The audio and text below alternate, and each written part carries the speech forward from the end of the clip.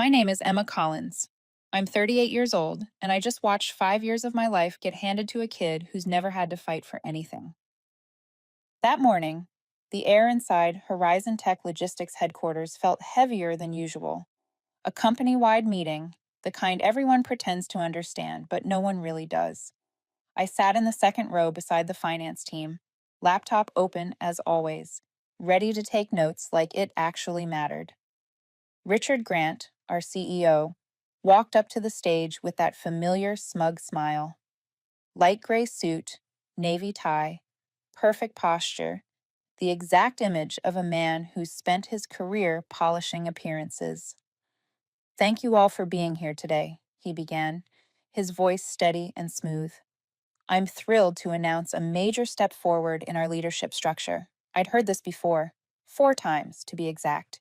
Each time it meant a restructuring, a new opportunity dangled just close enough to taste. And each time I worked twice as hard, only to hear the same line. Just a little longer, Emma. This time felt different. I knew it the moment Richard's eyes flicked toward the back row, where his 26-year-old nephew, Nathan Grant, sat with the kind of confidence only inherited power can buy. Efficiency and innovation are moving faster than ever, Richard continued, which is why we need young leaders with fresh energy and vision to drive our operations forward. He paused, smiled. With full approval from the board, I'm proud to appoint Nathan Grant as our new Vice President of Operations, effective immediately. Applause filled the room, polite, hollow, the sound of compliance dressed as professionalism. I clapped too, because I knew the cameras were rolling, because people were watching my face, because I'd learned to swallow anger the way you swallow bitter medicine, with a smile.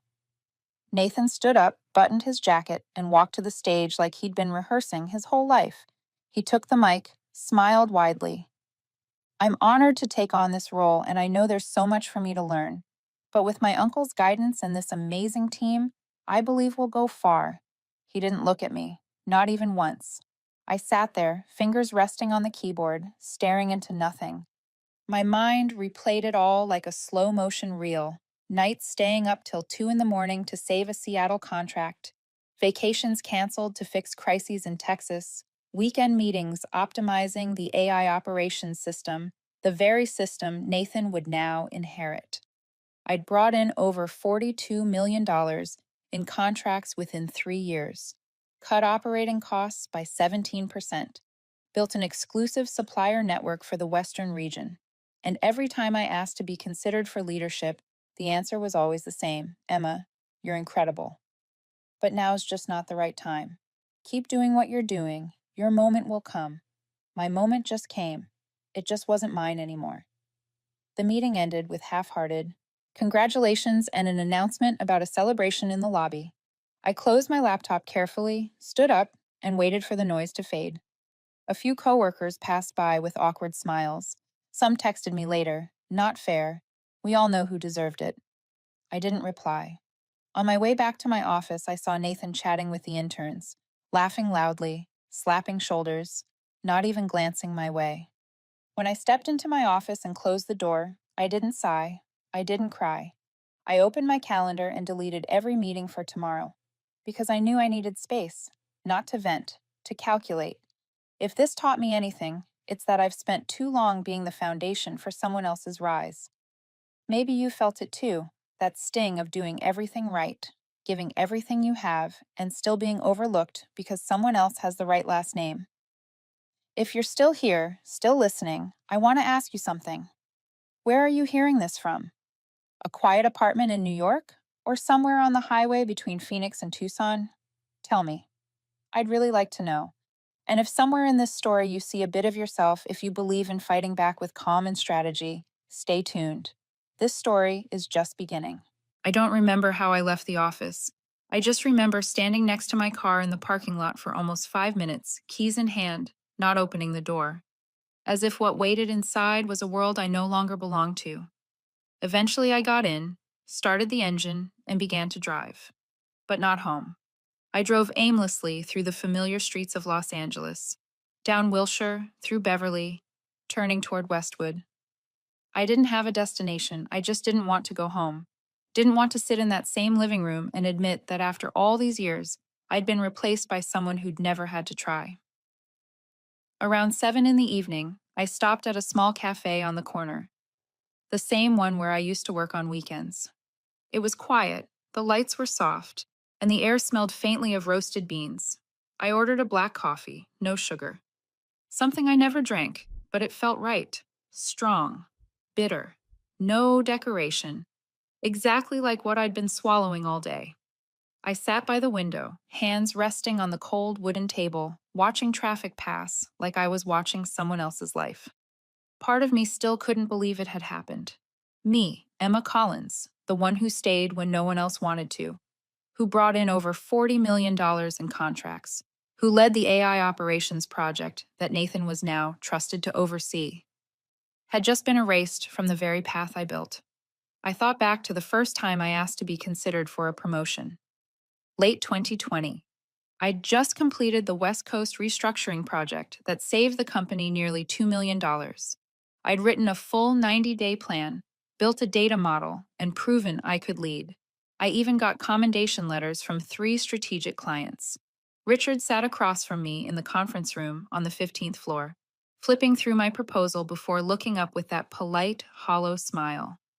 Emma, sometimes the best specialists aren't always fit to be leaders.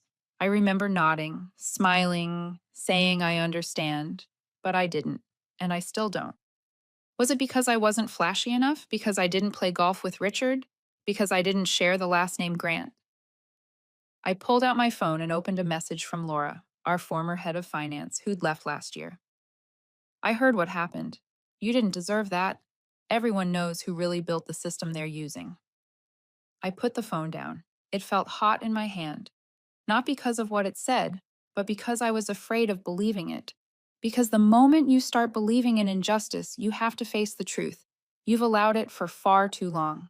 Around 9 that night, I decided to drive back to the office to grab my personal laptop I'd left behind. The 12th floor lights were still on. Strange. It was long past hours, and no meeting had been scheduled. I stepped off the elevator quietly. The conference room door was slightly open. Inside, Richard sat in front of the big screen on a video call with the board. They didn't see me, and I didn't try to be seen. Richard's voice came through clearly. Emma is reliable, but she's not disruptive. Nathan has youth, direction. He's part of my future. A board member, maybe the CFO, interrupted. Nathan's only been here 4 months. Emma just completed the AI platform we're planning to expand into Canada. Richard smirked. Yes, but ideas are everywhere. Nathan can take it further. Emma's better suited for a supporting role. I froze, not because of what he said, but how he said it. Calm, certain. Like my 5 years of work were a line item he'd already written off. I turned away, walked toward the elevator, my heartbeat, slow but heavy. I wasn't angry, I wasn't shocked. Everything was simply clear. They never planned to promote me. I was never the next in line. I was the one they kept to do the work, to build what someone else would lead. An excellent employee, a trusted advisor, a shield, but never a leader. That night, I couldn't sleep. I lay on the sofa under the dim light of the living room lamp, thinking about what my father once said while rebuilding our backyard with his own hands. When you build on someone else's land, what you create will never belong to you. I understood it differently now. I'd built my entire career on someone else's foundation. Now it was time to pull the foundation out, take back the plans, and start again. This time, no one would take it from me. The next morning, I arrived at the office at 7:15, before the reception staff, before Nathan. No one noticed. That's one of the things you learn after years of quiet work. Your presence is always taken for granted unless you disappear. And in the weeks to come, I would disappear. But not quietly. I turned on my computer. The internal system came up with dozens of tabs still open from the day before. Calendars, client files, project dashboards. I looked at them for a long moment, then started cleaning up. Not deleting. I didn't delete a thing. I backed everything up instead. Neatly. Systematically. Each file is named by date, project, region, and status. I did it the way a mother packs a suitcase for her child, leaving home. Careful, precise, nothing forgotten. I knew they might check my computer after I left, but what I was doing didn't break any policy. I wasn't taking company property. I was simply organizing what I had built, things that would mean nothing without the person who understood how they worked. I spent the whole morning on it. Near noon, Nathan walked into the shared meeting room where I was sitting alone. He nodded like we'd just met at a conference. Emma, uh, I just wanted to say I'm really looking forward to learning from you during this transition. I looked up from my screen. His expression carried less confidence than usual, though that trace of smugness still lingered, like someone told him to go build rapport with the team. I'll help where needed, I said evenly. Nathan nodded. I know you have a lot of experience, and clearly, there's a lot I need to learn. I'll work hard not to let you down. I didn't reply. He lingered for a second, then left. I turned back to the screen, to the data I'd cared for over the past 5 years. That afternoon, I called Ethan Moore. Ethan and I had worked together at my previous company before I joined Horizon Tech. He was one of the few people who'd always seen my real value, not just in KPIs, but in how I handled crises, built systems, and kept things from falling apart in silence.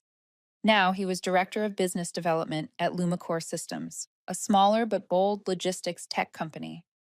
I hadn't spoken to him in over a year, but after a few sentences, he already knew something was wrong. Let me guess. Horizon Tech just made a stupid decision, he said. Not wrong, I replied, with a dry laugh. He paused, then asked, So what's next for you? I took a deep breath. For the first time in months, I said out loud what I'd only been thinking. I want to leave, but not just to leave. I want to build something. From the ground up, the right way. Ethan wasn't surprised. I've been waiting to hear that from you for 3 years. I laughed. For the first time in 2 days, my smile wasn't a mask. The problem is, I don't know where to start. Start with what you already built for Horizon Tech, he said. What do they have that didn't come from you? The AI system? The supplier network? The operations framework? You hold what 80% of logistics firms are chasing. I don't want to go down the road of sabotage or stealing, I said. You don't have to. You don't need to take anything. Just take yourself. We talked for another hour. Ethan mentioned a few venture investors he knew, offered to help me gather a small technical team if I was serious. I told him I'd think about it. But truthfully, I already knew. That night, I went home and opened my old notes. The AI proposal I'd written last year. The operations redesign Horizon Tech had dismissed as too risky. I reread every line, fixed a few flaws, and added a few updates. I titled the folder Nova Link Draft 1. A simple name, but full of meaning. Nova, as in Nova Star, a burst of light after millions of years in silence. Link, because everything in this industry revolves around connection. Nova Link, new beginning. The next morning, I arrived early as usual, but this time not to work for them. I began writing my exit checklist. Who needed to be informed? Which client contacts to hand off properly? Who deserved a thank you?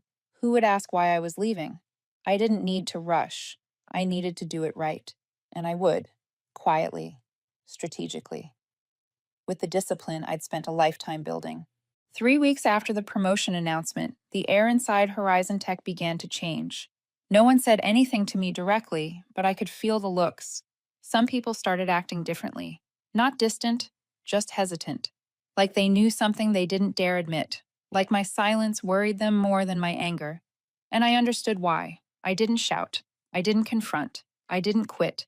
I didn't do any of the things they expected from someone treated unfairly. Instead, I did what I'd always done. Show up early, work hard, stay precise, and quiet. But this time, it wasn't for the company, it was for me, for Novalink. I spent every lunch hour refining the business plan, every evening meeting old connections, former colleagues, partners, suppliers. No one refused. No one asked too many questions. Maybe they'd heard.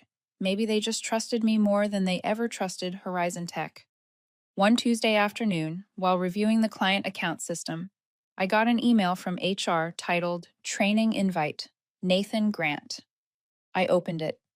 The first line read, "You are invited to assist in onboarding and operational training for the newly appointed Vice President of Operations."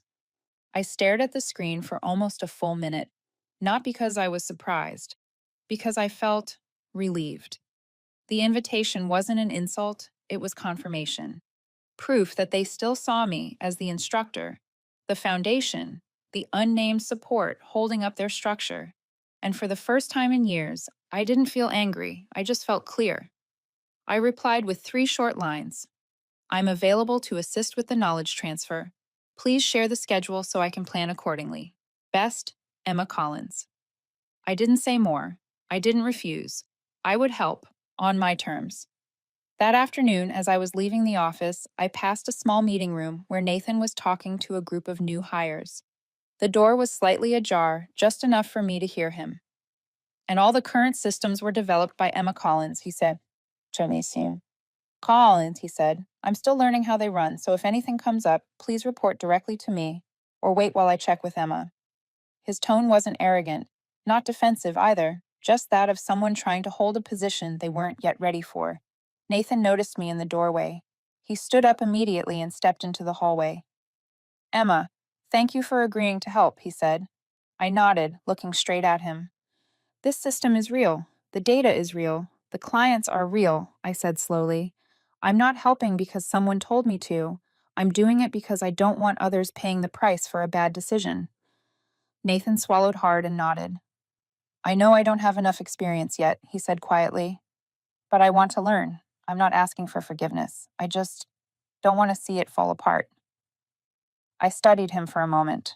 This 26-year-old, despite the last name, Grant, was just another piece on a larger board, a pawn placed where someone else wanted it, ready or not. The question isn't whether I forgive you, I said. It's whether I still believe in this system. The next day, I received an anonymous message through the internal network. It was a screenshot of an email exchange between Richard and the head of HR, titled Emma Internal Communication Handling. The thread showed Richard instructing to control language in all meetings, minimize mention of Emma's role, and ensure Nathan's story is framed as a positive leadership transition. I wasn't surprised, but this time I took a screenshot and saved it in a private Google Drive folder labeled Horizon Tech Evidence Files. It became clearer by the day. They weren't just excluding me. They were rewriting history, erasing my name from the things I built, and that, more than the promotion itself, was the final blow. That evening, I met Ethan again at a small bar near Venice. He brought a USB drive. I recovered a backup of the CRM system from 2021, he said. It includes your first email exchange with Richard about the AI project, plus his written confirmation that if it succeeded, you'd be considered for VP. I took the USB without a word, but in my mind, pieces started falling into place. Not for a lawsuit. I had no appetite for courtrooms, but for truth when the time came. At home, I reopened the Nova Link folder, added a new tab, Core Values. I typed, "We don't erase others' history to build our own legacy. We stand on the shoulders of those before us, not on their backs." It was the first night I found myself smiling at the screen. I hadn't resigned. I hadn't struck back. I hadn't flipped the board. But I'd lit the first match. I wrote my resignation letter on a Friday morning under light rain. No background music, no candles, no dramatic rush of emotion like people imagine those breaking point moments to be. Just a quiet, gray morning, still as a lake, but inside, everything had already begun to move. I sat at my kitchen table, the coffee machine humming softly behind me, and opened a blank document. Not Word, not fancy, just Notepad. No formatting, no fonts, just text. Like me, bare, clear, no embellishment. Dear Mr. Grant, after careful consideration, I have decided to resign from my current position at Horizon Tech, effective 14 business days from today. I am deeply grateful for the opportunity to have been part of the company for the past 5 years. to contribute to strategic projects, and especially to work alongside a dedicated professional team. I am committed to ensuring a smooth transition and will complete all necessary handovers to support operations and the incoming leadership team. Sincerely, Emma Collins. I didn't write another line. No blame, no explanation, no mention of Nathan, AI, or any achievements. Because goodbyes should only be spoken when you truly mean to go, and I had nothing left to hold on to. I printed the letter, sealed it in a white envelope, and slipped it into my bag. That morning, I worked as usual. Emails, logistics meetings, vendor updates from Houston. At 4:20 in the afternoon, I stood up from my desk and walked toward Richard's office. I knocked twice, just enough to be polite, not performative. "Come in," he said, his voice familiar, steady. I stepped inside. He was reading a report, eyes still on the screen as I placed the envelope on his desk. "This is my resignation. Effective in 2 weeks." He paused. His eyes shifted from the monitor to me, slowly, carefully. Then he opened the envelope, read the letter. His face didn't change for the first 10 seconds. Then he leaned back in his chair. "This is because of Nathan, isn't it?" I said nothing. I wanted to see what he'd say if I stayed silent. "Emma, you've built so much here," he continued. "I know that. But leaving like this, walking away from everything, it's not wise." I looked him straight in the eye. "I'm not walking away from anything. I'm leaving after finishing everything. I've left all the documentation, the guides, the contacts. Everything's ready for whoever comes next." Richard exhaled, his tone shifting. "Have you considered what this might do to your reputation? Leaving right after being passed over could look emotional, unprofessional." I smiled faintly. "I think what's unprofessional is building an entire transition plan without involving the person who designed the system." He narrowed his eyes. "I believe I have the right to do that." "Of course, and I have the right to leave."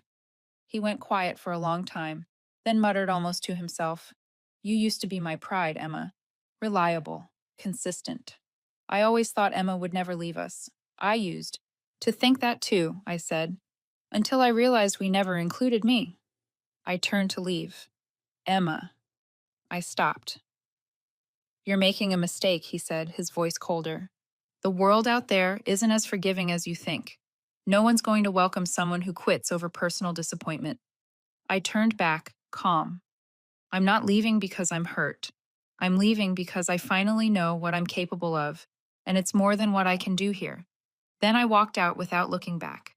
2 days later, Richard sent a company-wide email announcing my departure to pursue personal goals and thanking me for 5 years of dedicated contribution.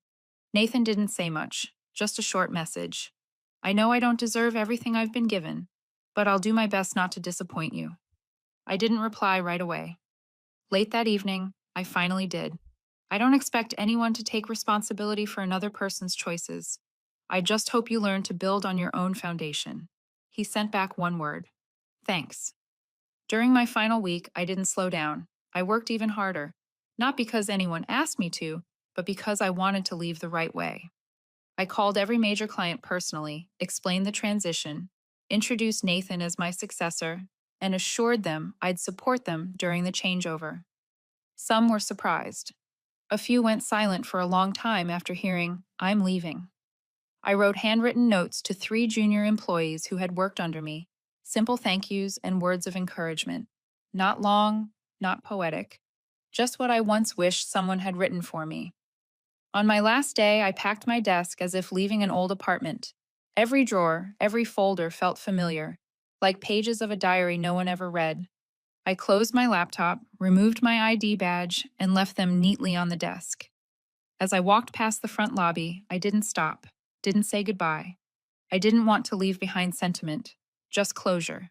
I left Horizon Tech on a Friday afternoon in early April. The sky was clear, not a single cloud, as if the world itself was pretending to stay calm. But inside me, nothing was calm at all. Not because I had regrets, but because I knew the easy days were behind me. No more nameplate with a company logo. No assistant is managing my schedule. No meeting room with perfect air conditioning, free coffee, or ready-made procedures. Just me, with one hard drive holding everything I'd ever built, one unshaped idea, and one question echoing every morning. How do I start over my way? I didn't start with an office or a website or a logo. I started with a Sunday night Zoom call with 4 people. Ethan, of course. Valerie, an AI specialist and former systems architect at Horizon Tech, had quit 2 months earlier after clashing with leadership. Miguel, an operations manager I'd met during a supply chain project in Arizona. And Tina, a former data analyst assistant who once sent me reports that so detailed I wondered if she had a photographic memory. We had no salaries, no contracts, no health insurance, just a shared belief that there could be another way to do logistics, a way where people weren't replaced, but empowered. We called it Novalink. I'd chosen the name weeks earlier, back when the idea was still a quiet form of anger.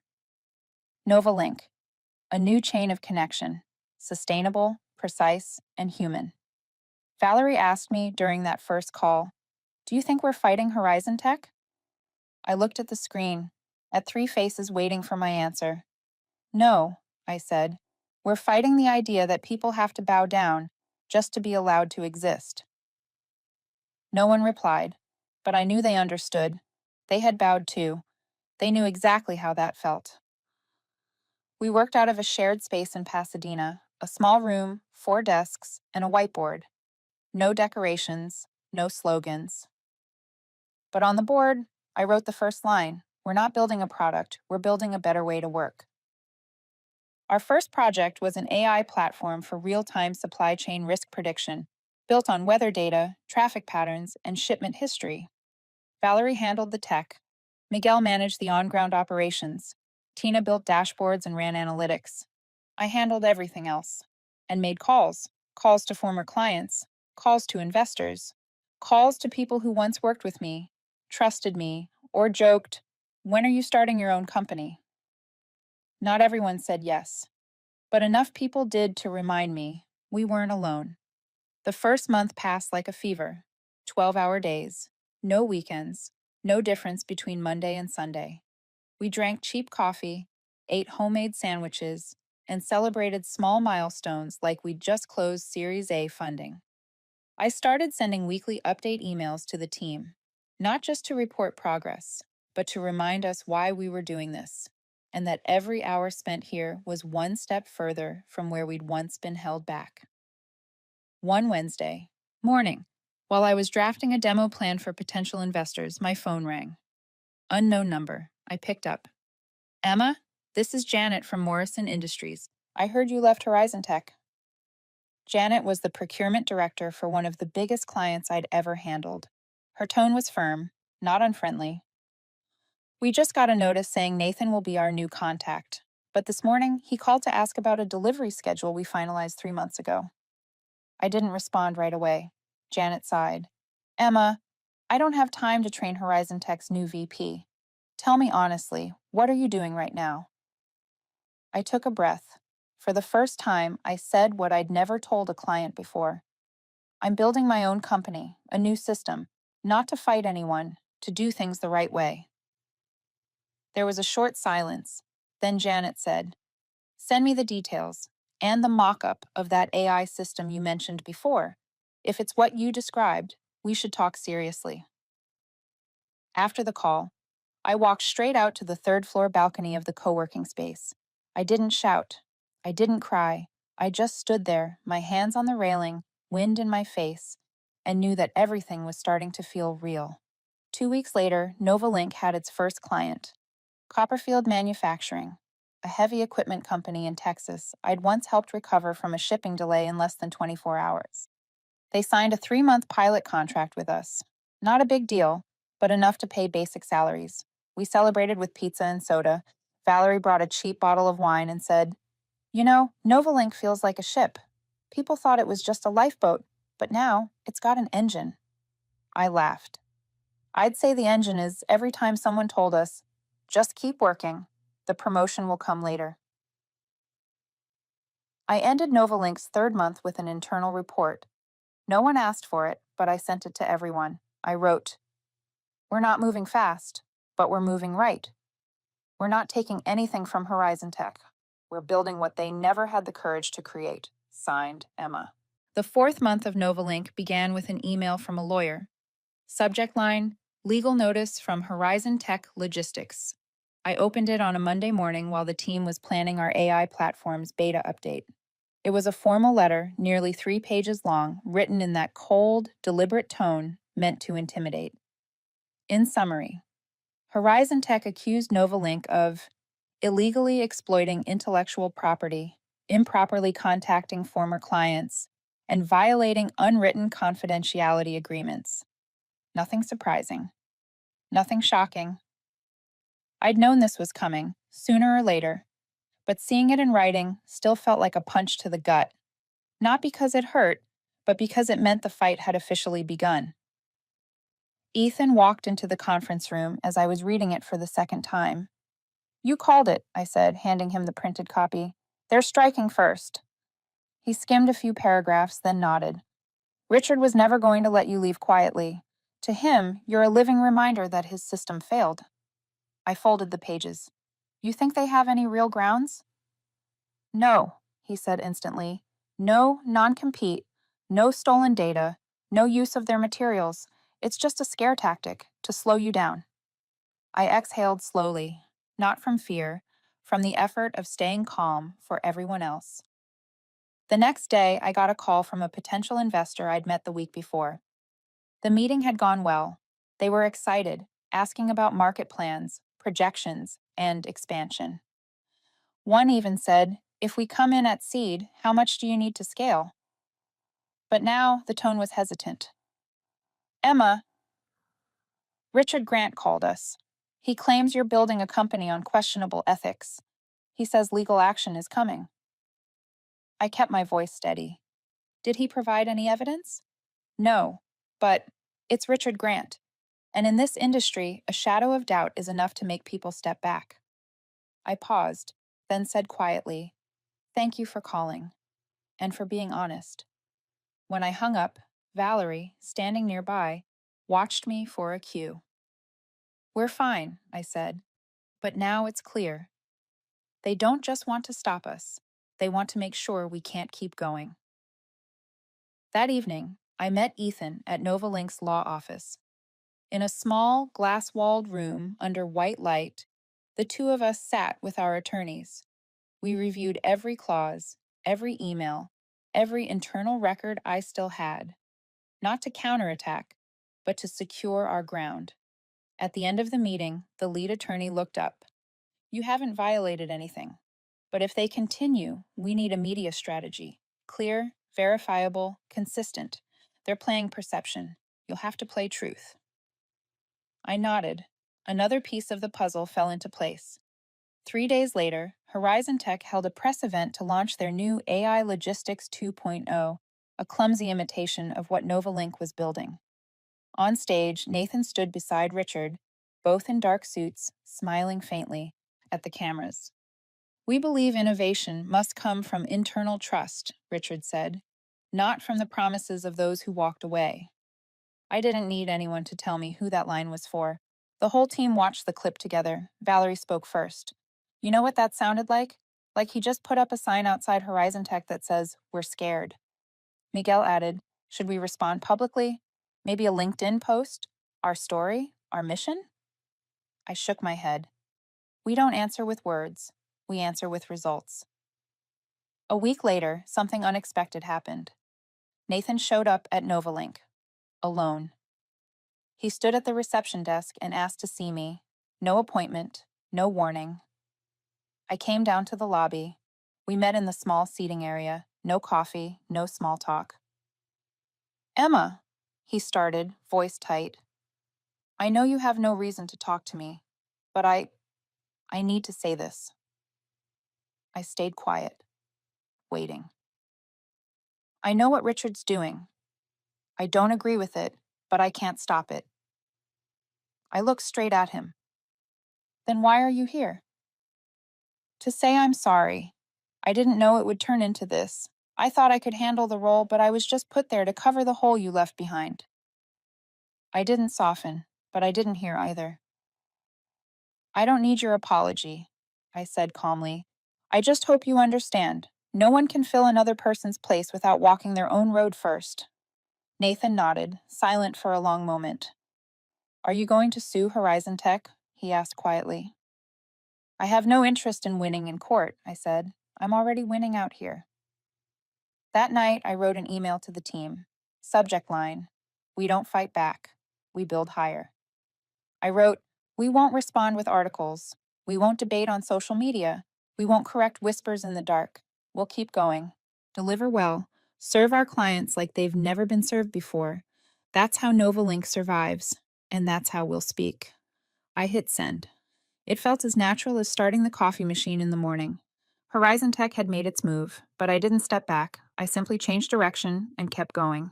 By the end of July, I got a call from Janet, the procurement director at Morrison Industries, one of the first major clients I'd managed back at Horizon Tech. Emma, she said, her voice edged with frustration. Do you still have any contacts over there? I left the company, Janet. What happened? What didn't happen would be a shorter list, she snapped. This is the third delayed shipment this month. No warning, no backup plan, no clear explanation. Last week, they even sent the wrong product code, and Nathan sent a one-line apology, like I'm supposed to be patient because he's still learning.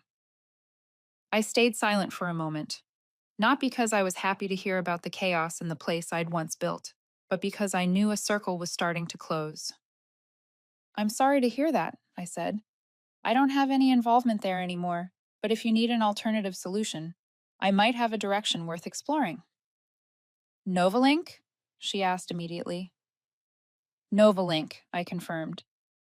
Not a copy, not a test run, a real system built by real people with real accountability.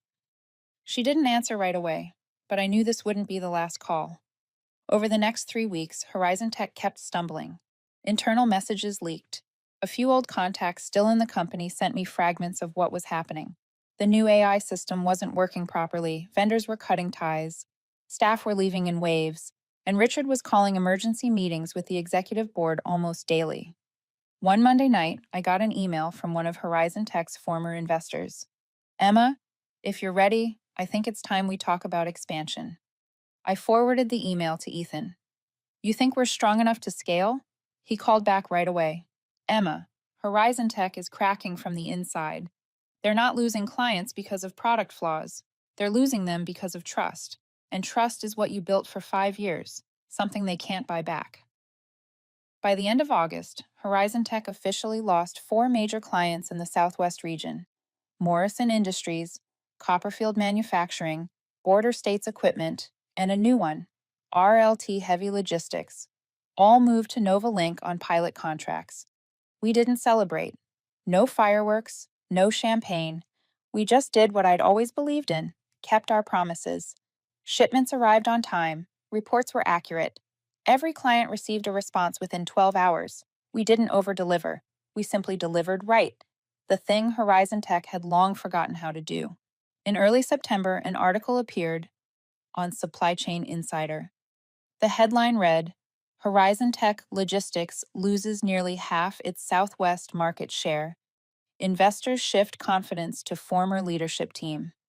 The article didn't mention my name, but it described a small, agile company founded by a group of industry veterans, quietly filling the gap Horizon Tech had left behind. That day, I didn't read the comments. I didn't share the article. I just printed it, folded it neatly into thirds, and slipped it into my desk drawer.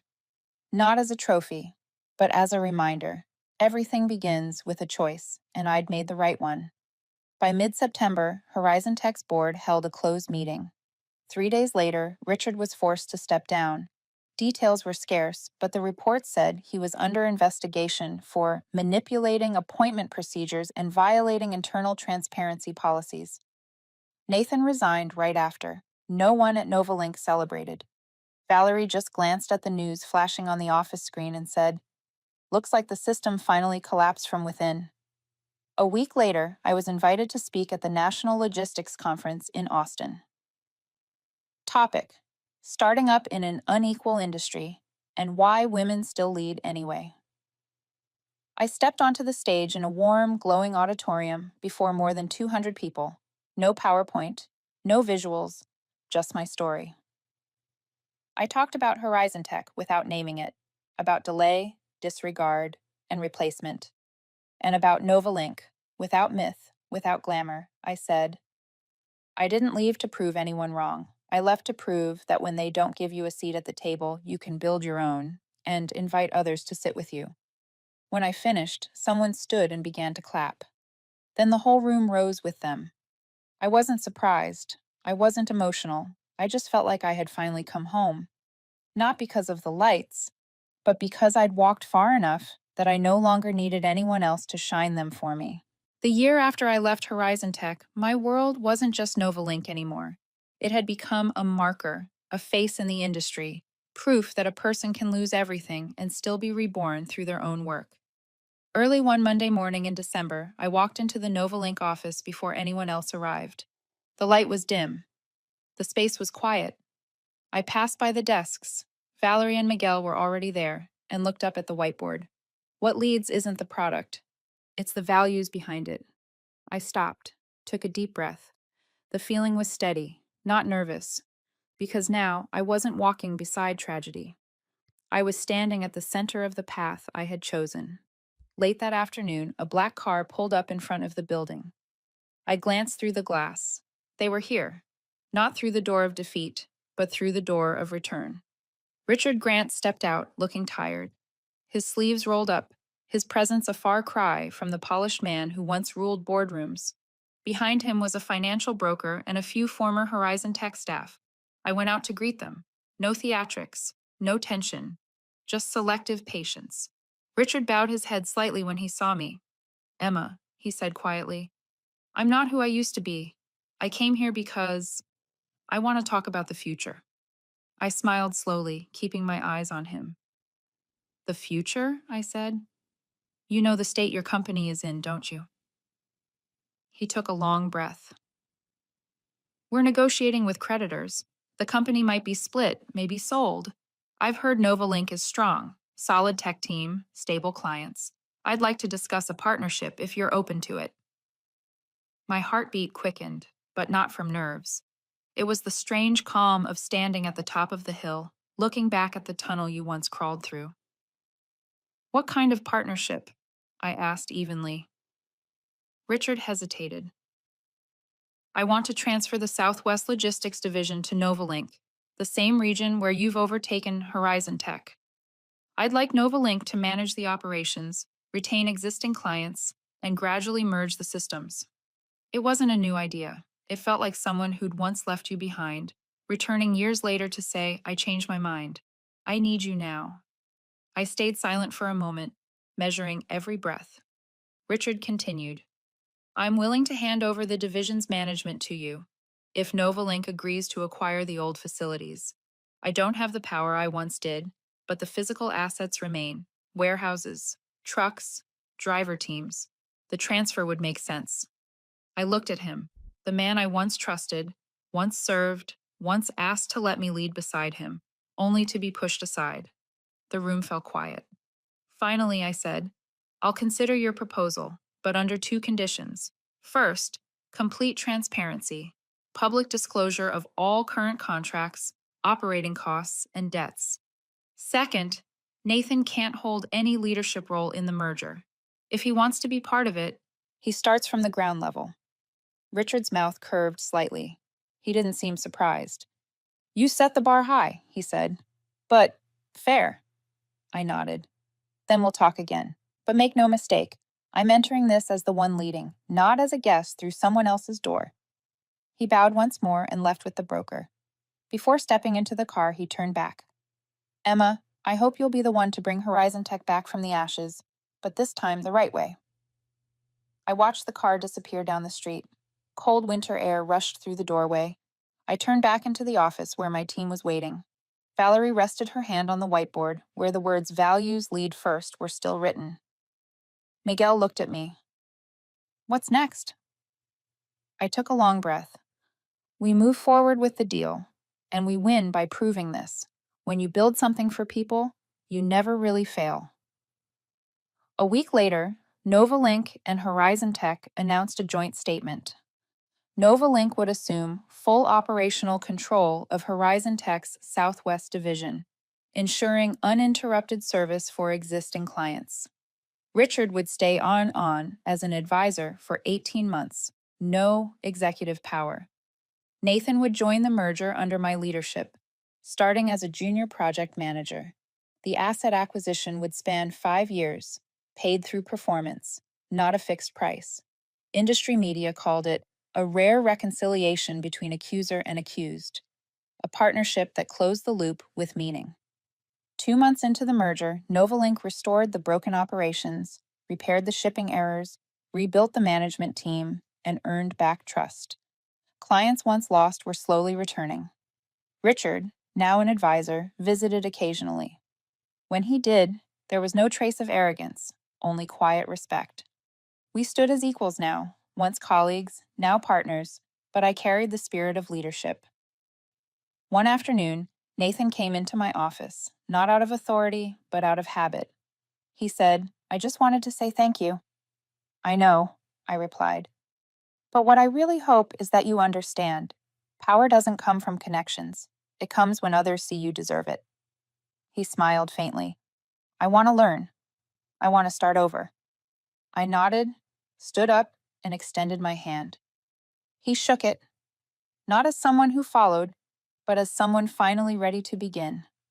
And finally, one January morning, I stood before the old Horizon Tech building, now under Novalink's management, holding the stairwell keys.